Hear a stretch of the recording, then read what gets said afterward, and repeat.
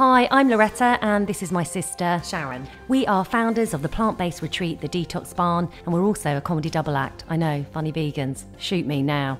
9 years ago, I was diagnosed with a chronic autoimmune disease and got myself better using a plant-based diet. Since then, I've just fallen in love with living well. I retrained as a natural vegan chef, and each week we'll be interviewing experts in the wellness industry, as well as sharing the highs and lows of trying to live well as single mums living together with our 2 kids.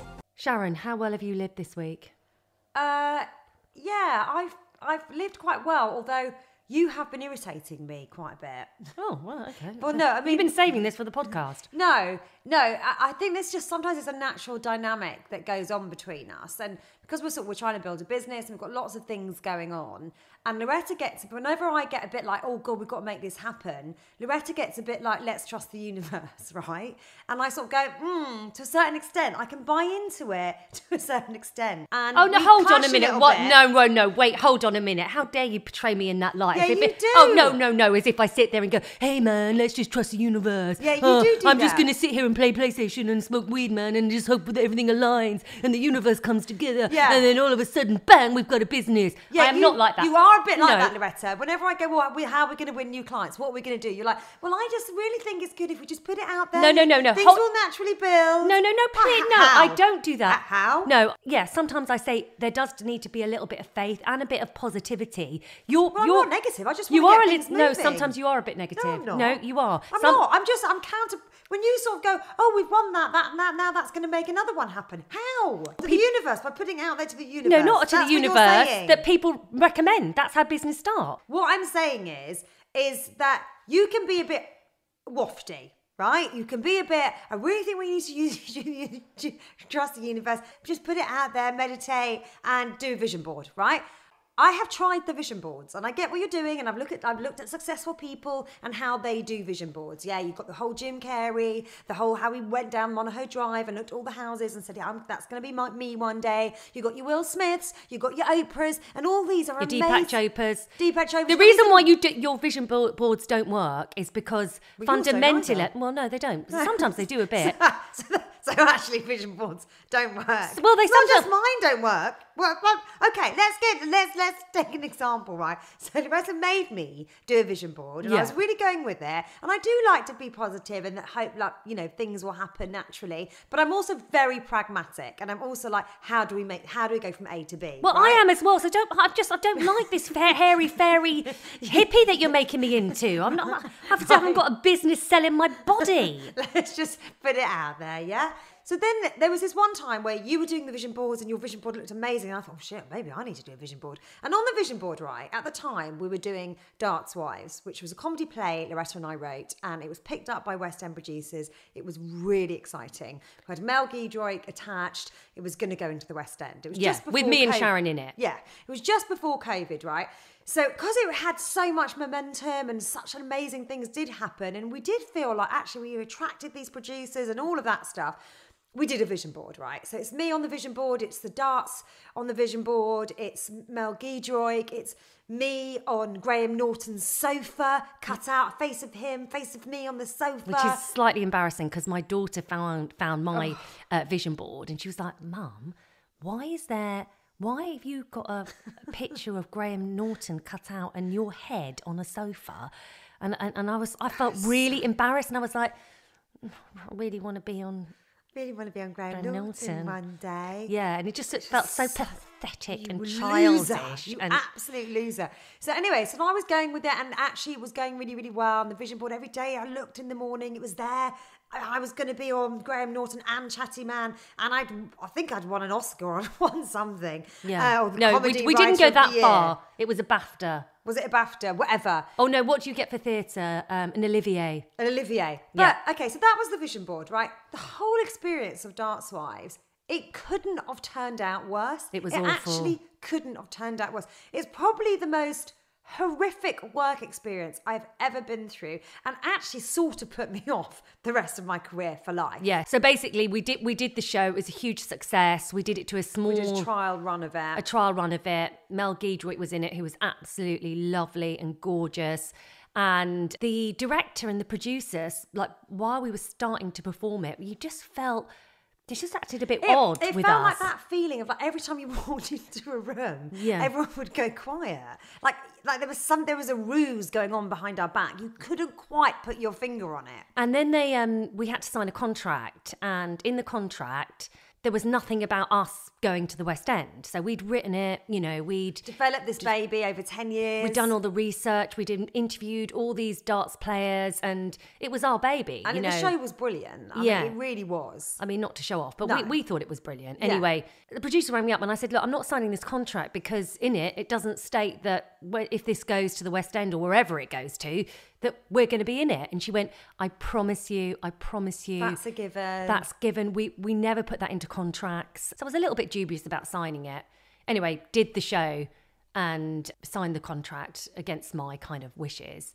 The next day, the producers phoned up our agent, asked to meet with our agent, and without us. I was already suspicious. Lauretta was like, why are you so negative? Just trust it. And then they basically said, we will do this and put loads of money into it, but the only condition is that me and Sharon are definitely not. And the other actress. That wasn't a name.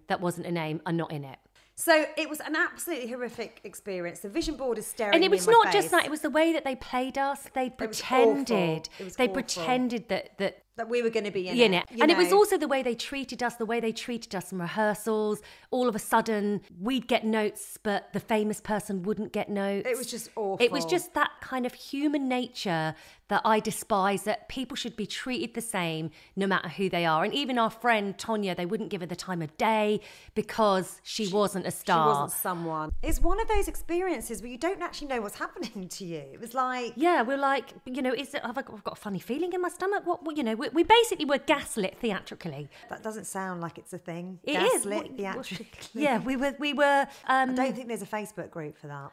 For gaslit. Yeah. Have you been gaslit theatrically? They heavy penciled me and it never pulled off. Gaslighting bastards. But we did feel like, to be honest, it actually did feel like gaslighting. It did. So we felt like we were going mad. We're like, we've had these conversations with them. Yeah, they promised me. I wish I'd recorded it on WhatsApp. To my face, you promised me that I'd be in my own show. Yeah, and then I kept going up. What was even more embarrassing, I was going, would Phoebe want a bridge? Would she expect someone else playing her part in Fleabag? Like comparing myself to her. Would Miranda not play Miranda? Well, we'll go and find someone else. Except we didn't. No. We'll find someone else to make this show. You watch. You can't theatrically gaslight us. No, we're going to go and find another producer. And you wait and see. I'll make sure you never see another floorboard. I'll make sure Dr. Footlice is never kind to you again. And Macbeth in your face. And when you're about to go and put on the first night of Darts Wives with us not in it, I'll burn down the theatre. I'll throw marbles on the stage so they all fall and break their ankles. I know every theatre director in this town.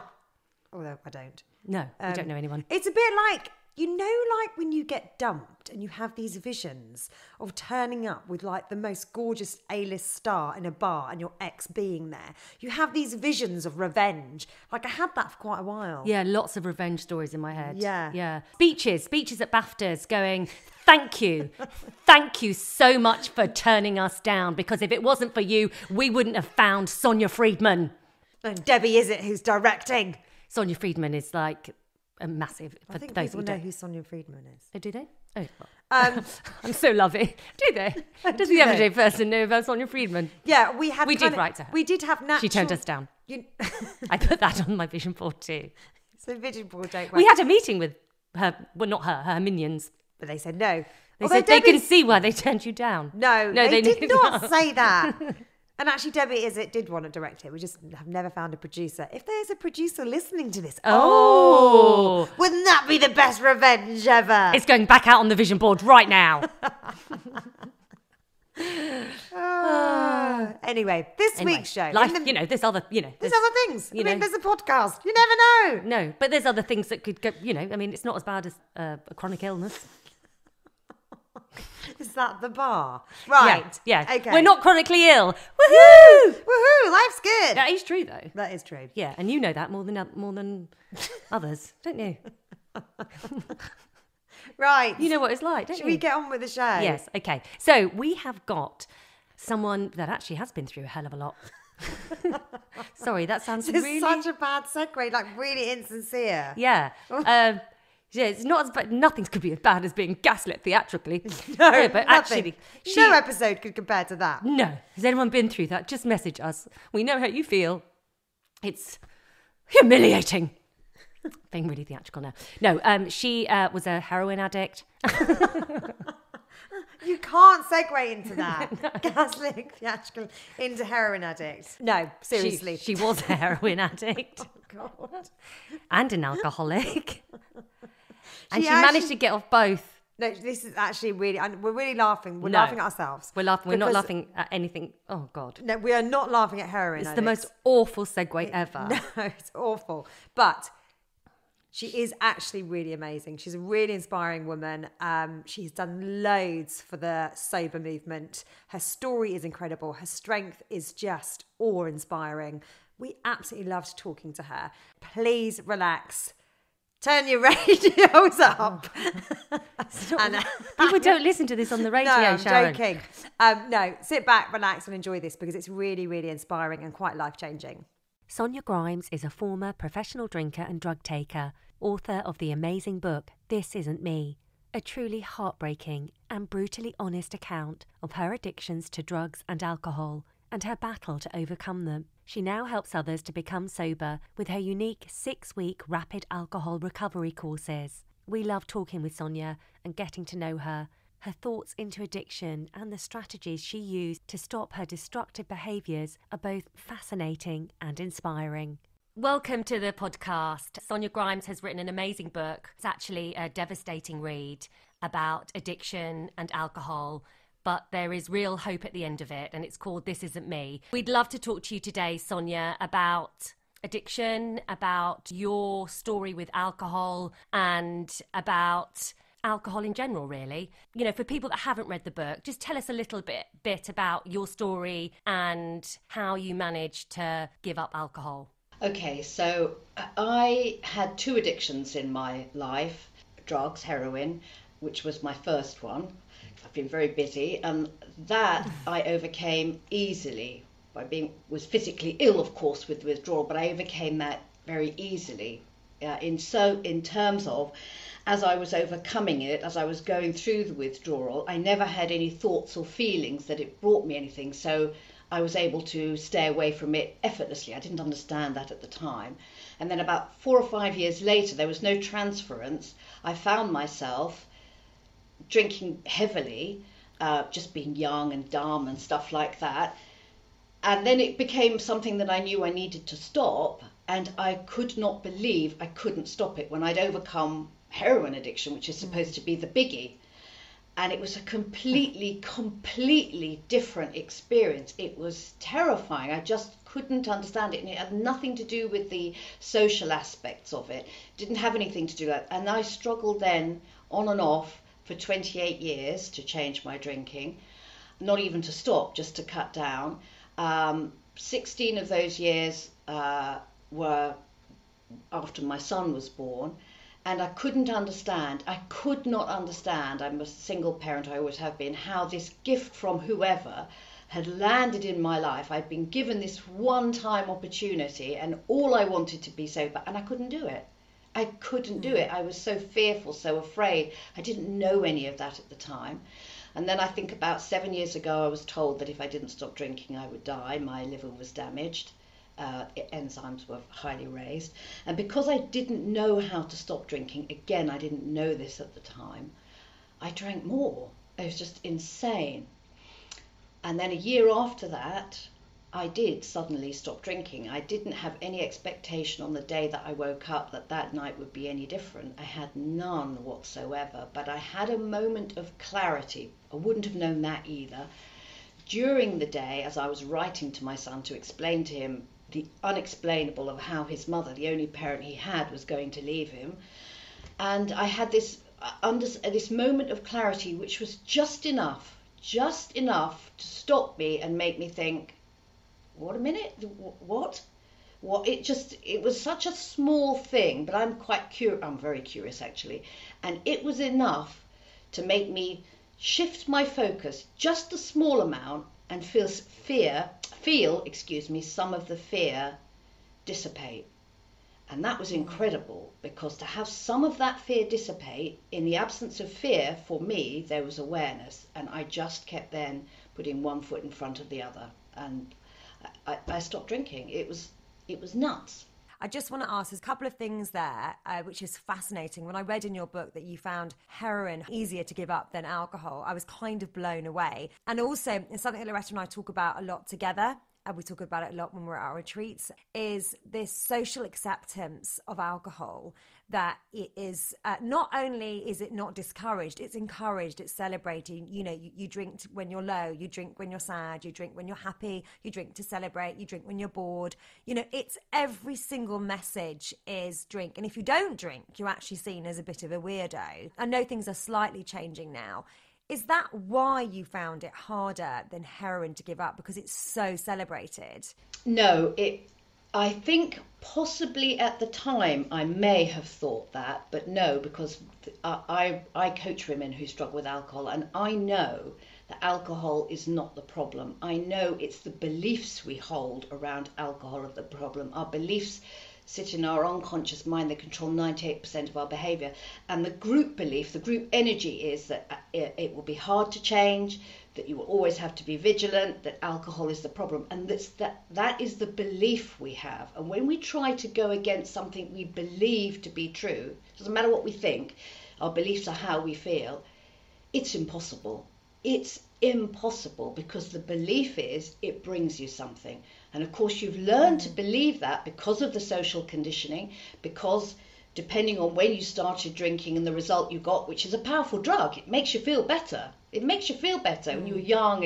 You fit in when you're not very confident, when you like a guy or a girl you don't like. You learn to believe it brings you something. It doesn't matter when the belief was embedded, though. The problem is you still have that belief, and that's where the problem is. It could be about food, alcohol, whatever. I didn't know any of that at the time. Thought I was always fighting alcohol, and actually I was fighting a belief. And the social conditioning is huge, but it's certainly not why I stayed stuck.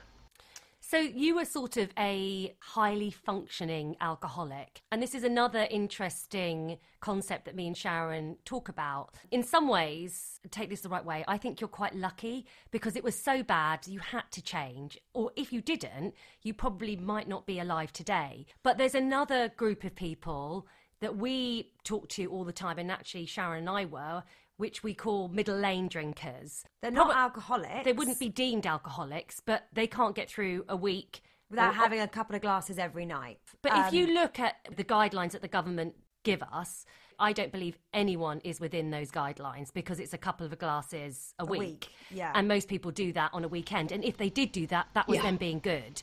So what would your message be to middle lane drinkers? How do they cut down, or how do you get it that alcohol isn't running your life? Is there such thing as cutting down, or do you have to give up? No, you don't. You don't have to give up. It doesn't have to be a never again solution, because ultimately alcohol is what you do as a reflection of what you believe.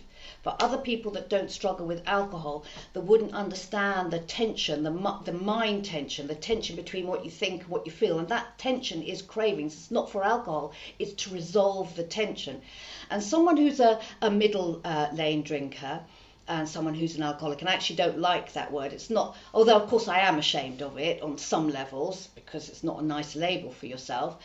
But it's not the amount you drink, it's the fact that you feel compelled to drink. It doesn't matter whether it's 2 glasses or 2 bottles, it's the compulsion. Obviously, the 2 bottles have a greater and more devastating effect than the 2 glasses. But I work with clients that just have a glass a night and they cannot not have it. So it's not about necessarily how much you drink, but the compulsion you have to drink. It's the fact that you can't not have that drink. When you no longer believe that alcohol brings you something, it all comes down to that. It's as different as my green tea and my rubbish cup I can't even pick up because it's so embarrassing.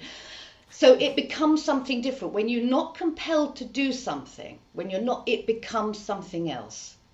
And the more we focus on alcohol, the more we're trying to fight our drinking, we're not fighting alcohol. Alcohol cannot change. We are fighting tension between what we believe, the life we believe cutting down our drinking will bring us, and the feeling we have of not having alcohol.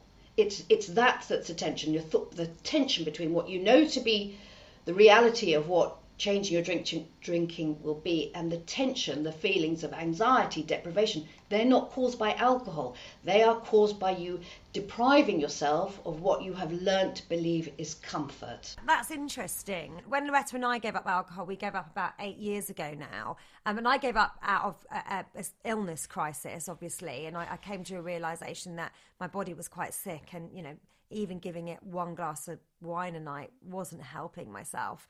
But when I gave up, I realised that I was incredibly free. You know, people think that you're quite restricted because you don't drink and you're quite disciplined. And the irony is, sort of giving up gave me enormous freedom. I never had that tension anymore, that tension of, oh, shouldn't, I shouldn't really. I said I wasn't going to, but I really fancy one. All that sort of tension is difficult to manage. Whereas when I'd made the decision not to drink anymore, because I realised it wasn't giving me anything. So when I looked at that glass of red wine, instead of seeing, oh, celebration, relax, great, can't wait to taste it, the ritual, I saw, oh, headache in the morning, it's really heavy, it's quite bitter. My associations with alcohol changed quite naturally over time. It did take some time, though, to get there. But the other thing about alcohol, and I've read quite a bit, and, you know, there's different schools of thoughts, but that actually is quite addictive. Regardless of your belief system, it actually is quite addictive. So that is the actual alcohol rather than the belief. So how do people deal with the addiction part of it? Or is it all in the belief? No, it is a highly addictive drug. There's no two ways about it. There are many highly addictive drugs. If you don't take them, then you're not an addict. And people don't go back to alcohol because of its addictive qualities. They don't. They go back because they believe it brings them something. So yes, it's a highly addictive drug, but someone who has not drunk for 3 months is not addicted.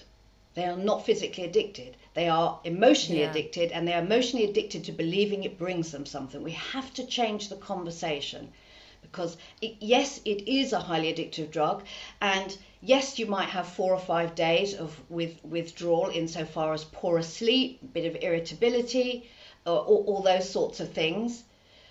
But it's not the addictive qualities of alcohol that get people to return. And what I do with my clients is I get them to drink more water and be kinder to themselves for those 4 or 5 days. Get themselves in a good space where they're feeling positive and relaxed, so that it's the tension that takes them back, not alcohol. Yeah, so it's an interesting concept, something that I actually agree with, and it goes back to, I suppose, the stories that you tell yourself about who you are and how you want to live, and your beliefs is what, as you say. But it's the opposite, it's the antithesis of AA, because AA says you're addicted for life, it's only one day at a time, all of that. It's a massive chain around your neck. Yeah. You're never free of it.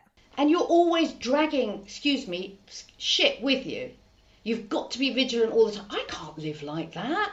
There's no joy in living like that. It's joy that allows you not to drink. As you say yourself, it's freedom that allows. There's no freedom in that. And whatever works for the individual, of course, is perfect. Whatever works. And I remember going to AA and these lovely women coming up and giving me these, very fragile, very vulnerable me, and giving me these phone numbers and saying to me, with the best of intentions, call me before you have your first drink. And I was like, oh my God, even here, I've walked through this door, scared, I'm expected to drink. There is no expectation, and that wasn't the intention, but that's how I see the world. I don't see it like that. And when we talk about, telling ourselves that not what alcohol doesn't do, it doesn't bring us anything, I very much focus on what I have. That I have peace, I have joy, I create the feelings that I need to not need the comfort or non-comfort of the symbolic value of alcohol. So I don't deal at all in it doesn't bring me this, it does, because actually what you're doing is reinforcing alcohol, and you can feel weaker. You think, well, I know it doesn't do that, because I wouldn't be trying to stop if I thought it did something else. So I actually know, but we don't act on what we know, we act on what we feel. Does that make sense?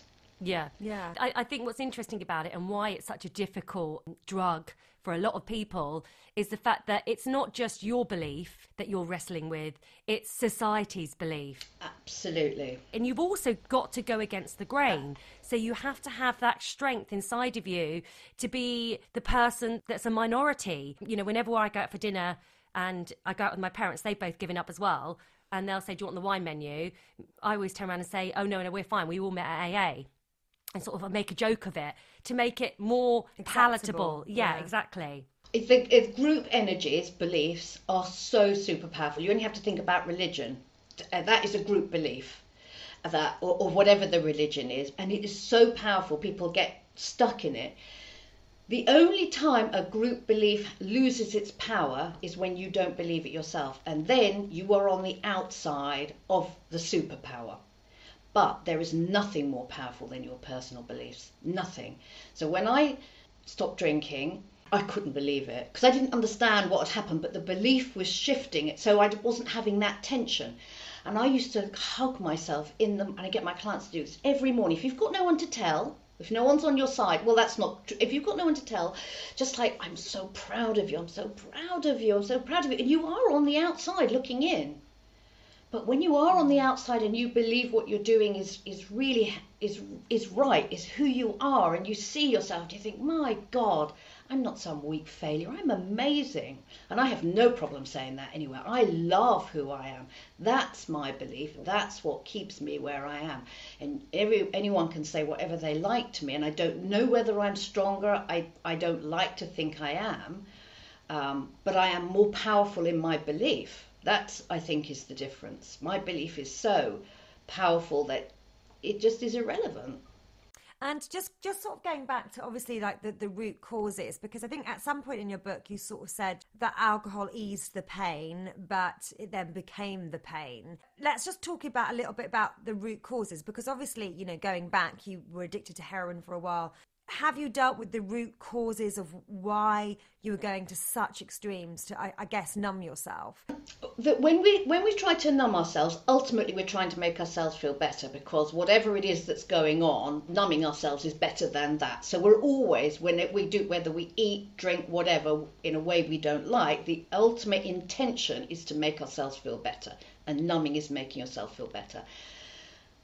I think with me that my drinking really tipped when my mother was killed. We didn't have a good relationship and I thought I didn't love her. And in the instant I got the call, I was like, oh my God, she was my mum. And it was...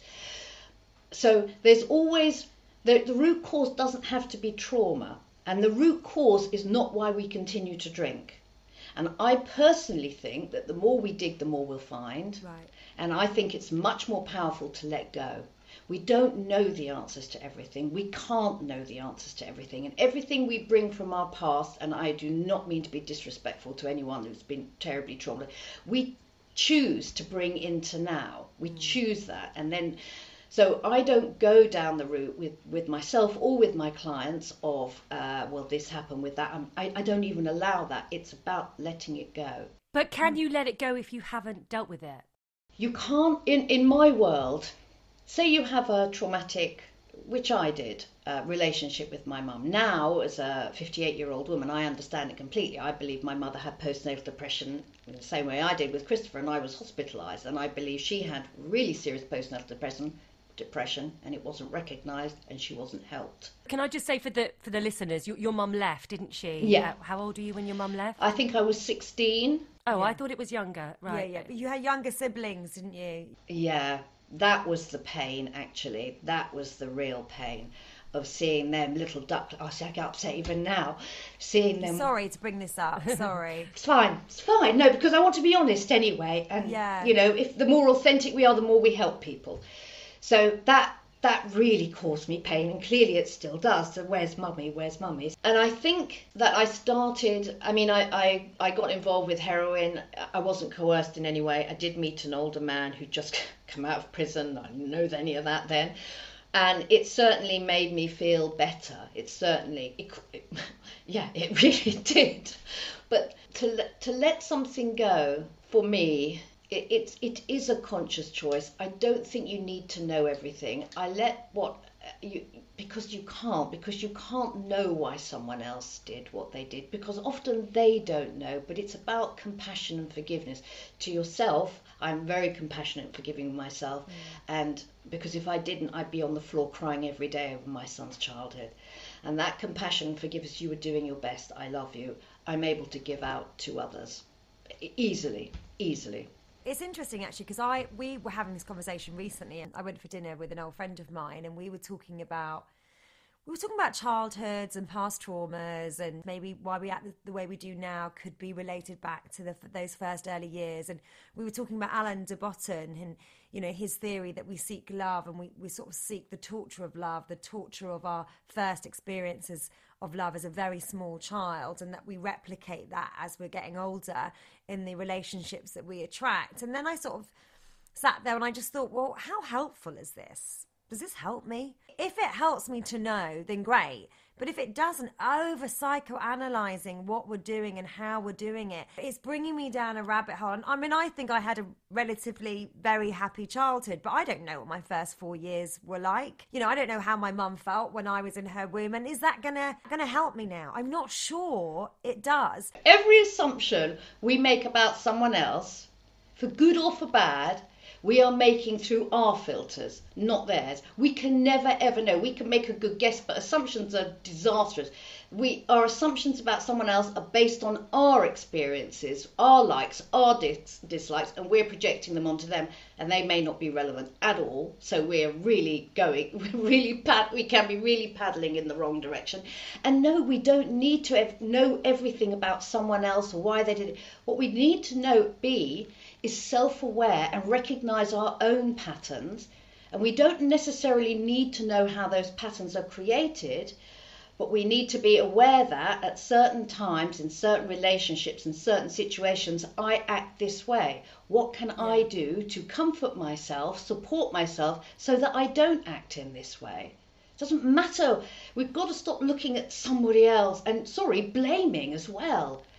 I take everything, and I have had a shit show, I take everything as, it was my choice. It was my choice, because from that point, it was my responsibility. I have to do that with Christopher a lot. No, darling, it was me. It was me. I didn't know better, but it was me. Because from doing that, I've then got a chance to look at me and change the only person I can, me, with compassion and forgiveness, and move forward. If I look at someone else and say, well, it was you, then where do we go? Okay, that's fine, that was you. Where do we go from there? We don't go anywhere. Sorry, I'm very passionate. No, I love it, and I think you're right. And I think whenever we have sort of high conflict sort of relationships in our lives, and I have had high conflict relationships, especially with my ex-husband, and you know, for about 4 or 5 years now, I've chosen the path of least resistance. Of like, I can do nothing about his behaviour. All I can do is choose how I'm going to react to this. It doesn't matter if it's right, it's wrong, it's fair, it's not fair. How do I want my day to go? And if I concentrate on that and react badly to this, then my day's going to be shit. And I think that's where you kind of get your power. I mean, I don't always succeed, I've got to say, but I think that's kind of what I've been learning especially over the last 5 years, is that is where my power is. I mean, it sounds like you're really evolved, and you know, you've learned an incredible amount and about compassion and forgiveness and having that awareness.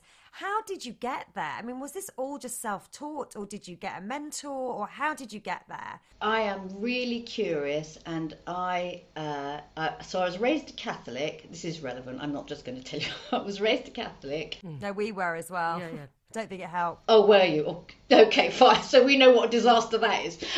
Sorry. So I was raised a Catholic. In my 20s, I became an atheist. I don't think I went from Catholic to agnostic to atheist. I went from Catholic to hating religion, to be honest, because what I saw in the home, God bless my mother, she wasn't well, but she'd go to church and then things were not good. And I was like, well, there's a big disconnect going on here. And then after that, when I stopped drinking, so I was an atheist for 28, 30 years. After I stopped drinking, I started to, I'm really curious. I want to know. I was so grateful every day, because I didn't really know what had happened, and I didn't care either. I was so grateful that I had this, that I wasn't drinking. It was just like a mirror. It's not now. And now I understand completely. I wasn't deliberately looking, but I just was like, what's happening? What's happening? And every time something came up and I just hugged myself, I thought, there came a sense, and I have no religious whatsoever, became a sense of my best friend was me. The person that loved me most was me. The only person that could do it, this was really clear, was me. No one else could do it for me. I couldn't change for my son. I couldn't. So I stopped looking outside, really. I stopped looking for a solution, an alcohol, and I just kept really nurturing myself, and it just grew from there. And no, I haven't had any mentors. I read a lot. I'm always wanting to understand myself more, because it's only me. It's only me. And I said to Christopher recently, because of an issue he was having, I said, who's the most important person in my life? And he said, he is. And I said, no, darling, you're not. I am. I am the most important, because by me looking after me, me nurturing me, me supporting me, I am the best mum for you. And he was really shocked. And it's even more shocking because he would say, and I'm saying this for your authenticity of your listeners, that, or viewers, whatever, that one of the hardest things I've ever heard is Christopher said that when he was young, he didn't think I loved him. Yeah. And he was my heart and soul. He still is, of course. But my behaviour didn't show that. So by me nurturing me consistently, I am, and again, I have no problem saying this, I'm an amazing mum. I don't care what he says. I am. Yeah. Well, you know, if you sort of simplify that, we all know that on a hangover, when we've had very little sleep, our nerves are frayed, we're irritable, you are not the best version of yourself. Even without the alcohol, just no sleep. Yeah, it's all about energy, isn't it? And if you've got the right energy, then you can show up in a way that resembles who you are and how you want to be. You know, you can turn the key in the door and you can come in and you can see your kids and you can be loving and positive. But if you haven't got the right energy, just one little thing and you can spiral. And that's about putting yourself first, isn't it? It is. And it's not even about having the hangover, which obviously the physical sides of it are horrendous. It's the self-hatred that comes with it. When we hate ourselves, no one can hate us more than we can. No one can flay us alive more than we can.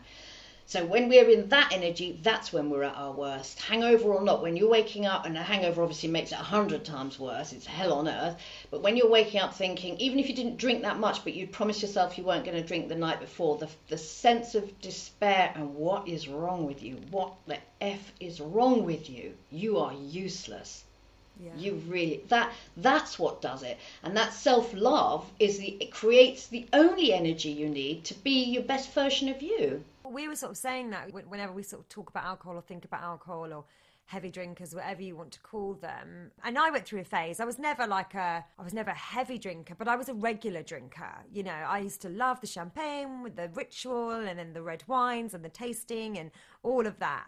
And I was a regular drinker, as in I'd have 1 or 2 glasses most evenings, you know. And then get hammered at the weekends. Yeah. So that was kind of like in my 20s, early 30s. But then I started to have children. Well, I only had one child, but I remember when I was pregnant, I thought, I'm so glad I'm pregnant because I won't drink. It will stop me from drinking. Yeah, it's like that's the only thing that's going to stop me having that glass of wine. I can't believe I did think that, but not that I just thought I'm so relieved that I'm not going to drink. That was because someone were more important than you. You had a bigger responsibility than to yourself. Yeah. Well, no, so I was just saying, when I look back at that, and I look back at my 20s and 30s where, everybody was doing it and it was the social norm, so it's hard not to do it. But I do look back and I just sort of go, there was probably some sort of low level of self-loathing, because you are treating yourself quite badly and then you're making the same mistakes over and over and over. So mine would be, I'm not going to drink until the weekend. And of course I'd get to Wednesday, I'd be like, I'm just going to have a couple of glasses of wine. You know, and then that again starts eating into your self-esteem. You said you weren't going to do it, you failed, you know, and then there's that failure little voice. Loser. And at the time as well, I was doing lots of comedy, and, you know, if something went wrong or I didn't get a great review or something didn't get commissioned, it was again, loser, you're not achieving what you said you were going to achieve. You know, then that builds up, and then, you know, then there's a low level of self-loathing. And I see myself as like a really positive person, but actually, and I feel like I am that now, but when I look back, there probably was a level of self-loathing going on, because you're battering yourself by drinking. You are poisoning yourself and battering yourself. It's self-harming. I mean, you really are. But what I can see when we run our retreats is that this problem is so widespread, and there's so many women out there that they aren't kind of full-on alcoholics, but they definitely have a problem with their relationship to drink, and they don't know how to stop it. Can I say something about this relationship with drink? Because my views are not commonplace. You don't have a relationship with alcohol. You cannot have a relationship with alcohol. And when you think you do, if there's two parties, there's you and alcohol. Yeah. You are giving alcohol power it doesn't have. You have a relationship with yourself around what you believe alcohol brings you. When you have a relationship with anyone else, and then there is an expectation that they will change. And alcohol doesn't care whether you pick it up or walk on by. It's the relationship you have with yourself and the beliefs you hold around alcohol. And yes, it's a highly addictive drug. I would never take that away.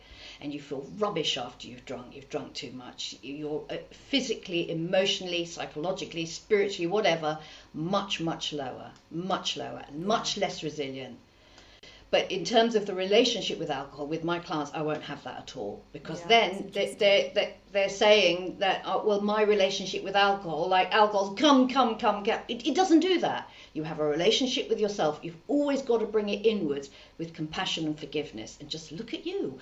How am I being? If I can not drink one day, if I can drink one day and then not one day, alcohol cannot change. So I'm changing. Because it doesn't. It can't. Yeah. We have to take our power back. Yeah, that's an interesting point. I know we sort of touched on religion a little bit. Do you feel like it was a sort of a spiritual awakening that you've had? This kind of clink in your thinking that actually this is about choice, and that how that grew? I wouldn't have said so at the time. I wouldn't have said that at all at the time, because it was so... It was not the fact that it was small wasn't any sort of issue. It was small enough for me to suddenly go from looking in one direction to just moving my head slightly, just shifting awareness, really, ultimately. Yeah. But since then, especially in the last 2 years, I have become, and I'm still very reluctant to use the word religion because I don't have religion, but yes, I have a strong spiritual awareness which brings me huge comfort. And when you have that comfort that you are looking for in life, you do not repeat behaviours that harm you, because the intention behind the behaviour is to offer you comfort. Always. It's not the result, it's always the intention.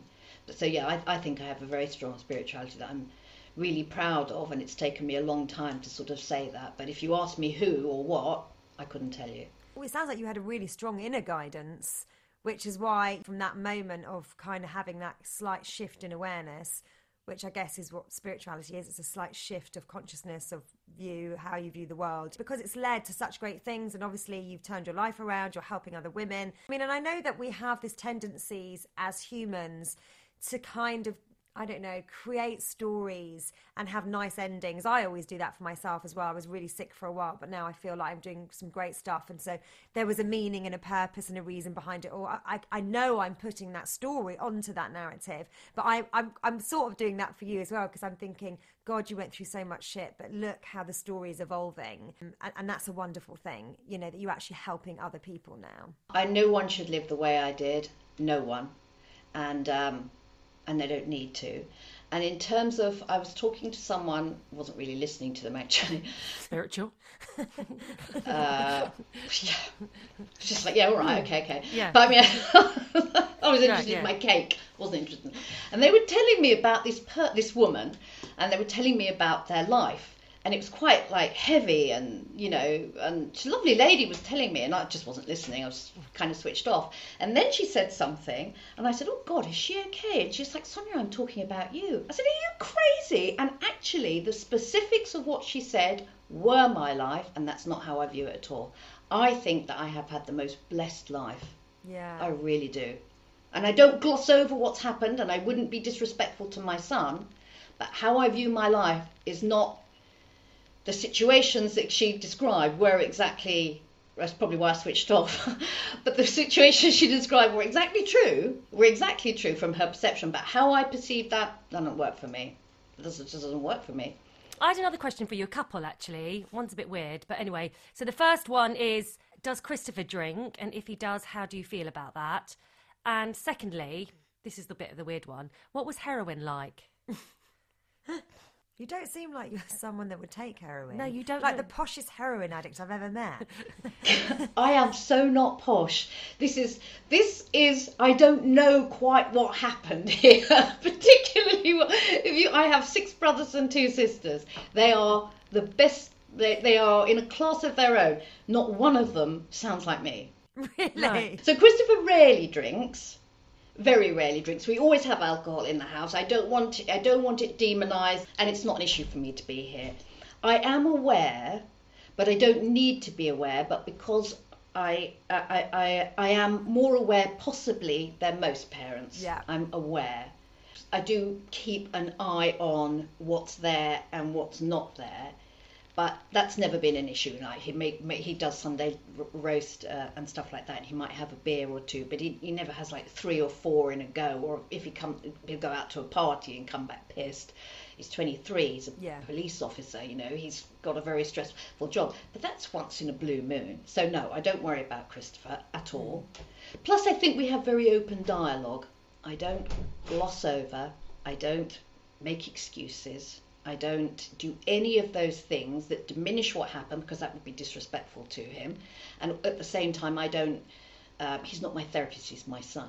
So he doesn't have an issue, but I am very aware. Heroin, I'm really sorry, I shouldn't say this, was bloody lovely. Yeah. Was it? I have read that before as well. Someone saying that it actually was, yeah. But it's like alcohol. If it didn't make you feel good, you wouldn't go back and do it again. So it's good, is it? Fantastic. Best thing ever. I gave up the wrong thing completely. But the thing is, you can't function really with... Well, can you function with heroin? Probably can, can't you? Oh, gee, it was so long ago. Look at me. Wellness person about to try heroin. No, I won't. Is it a bit like when you go under anaesthetic? No. Because that's nice. That is nice. I remember feeling... and I was quite a vulnerable young person. I know now, I didn't know at the time. And I remember, and quite lonely, even in a large family. I felt lonely most of my life, in fact. I don't know why, though. And again, it's not something kind of like, oh, why did I feel like that? Well, I felt like that, and I don't feel like that now, and I'm very blessed. That's how I view life. So I don't know quite, but I know I did. And it felt like having just the most amazing warmth and hug. It was lovely. It was lovely, because clearly if it wasn't lovely, I wouldn't have bloody well done it again. Well, that's why people get addicted to it. We're doing a podcast about helping people with their addictions, and we're clearly inspiring everyone to go and jack up. Well, no, not really, because when I read your book, Sonia, and you talk about how bad it got with your heroin, and like you knew you were just a shell of yourself, and you were just like, you were completely... I'm joking, Sharon. Yes, I know. Just, Jesus Christ. I'm going to get sued. No, I mean, I became anorexic. I couldn't speak. I mean, when I might joke about it but it is a disgusting drug that you take a small bit and you're gone. And it's and also, I'm not trying to, drugs are very, very, very different now. They are very different. When we were doing them, there was a group of us, we were using the same, and I never jacked up anyway, I smoked. We were using the same drug that the dealer was using. That doesn't happen now. Drugs are a completely different ball game. I'm scared of drugs. I'm really scared of them, because I haven't smoked I haven't taken drugs in, I don't know, 30 odd years, maybe longer than that. And I am scared of them. You don't know what you're buying. You're not using the same stuff as the dealer. I know these things myself. I have friends whose children are in a terrible state. So I wouldn't even joke about it with them, because it's not funny. Yes, there you go, Lauretta. It's not funny. Sorry. And the other thing I want to ask you, just because I realise we're taking quite a lot of your time up, but just about, so your relationship. So in the book, you talk about the last relationship you had, or are you still having, is it MN? What happened there? Because he seemed quite supportive of trying to get you off the alcohol and building a good life with you. Are you still together, or? No. And I do want to be more, because Christopher knows about this and the other person doesn't. And ultimately, my not drinking was the death knell of our relationship. It was. Really? Yes. Yes, it was. Can Because I ask you why? Because this person is a wonderful person. I would never, there isn't anything bad to say. However, because I was not myself, I wasn't the woman that sits here now that would say to the world, I love myself. I am a different person. No, I'm not a different person. This is who I was always supposed to be. This is me. That wasn't. And of course, then you find yourself in a relationship with someone who isn't what you think they are. And they are different. And the growth in the personal growth, what I will accept and not accept, and that's not a reflection on him, not at all. But I have evolved so differently, so differently. It could never have imagined that would happen, and it just. I can see what you're trying to say, and I think what it is that perhaps he was the sort of trying to save you type person, that dynamic of your relationship. And then when you became empowered yourself and that role became redundant, perhaps the pull wasn't there anymore. I get that. It's that actually I couldn't have articulated, but that's exactly what happened. Yeah. The dynamic changed from it to some degree from parent-child, protector, and I didn't need, so that's exactly what happened, and I didn't even know it until you said it. Yeah. So just to end, thank you. So just to end with Sonia, so you're out there, you're dating. Talk to us about sober dating. How is it? Oh my God. It's hard, isn't it? Well, it's actually huge fun. It's so much fun. I'm with another lady, so we're doing it together, and we're like two 20-year-olds. She comes and sits on my bed and we try things on, and honestly, sometimes before I go out I take a picture of myself and I'm like, I'm sorry, I'm like, I look amazing, and I send it to my friends and I'm like, I don't need to go out now, I'll just stay here. Yeah, good on you. I think that seems to be the only area of my life where I am definitely not as evolved. We've got great friendships and things like that, and I have met some really lovely people, but it's quite hard explaining my history. I've been on national TV, I've written a sodding book. I don't even want to give people my surname because they'll Google me. I was just like, oh. But it's fun. Thank you so much, Sonia. Now, for anyone that's listening and would like to reach out to you for help with alcohol, what's your website? Everything is Sonia Grimes. SoniaGrimes.com. Same with my email, sonia@soniagrimes.com. And it's Grimes for Grimes. We'll put it all in the show notes anyway. I think anyone that's struggling, not with their relationship with alcohol, but with their relationship with themselves, I think to reach out to Sonia would be a great thing. And thank you for coming on today. Your book, This Isn't Me, I really, really enjoyed. And I really thought it articulated the mind process of what addiction really is. I thought you really nailed that. And it helped me understand an alcoholic's mindset much better.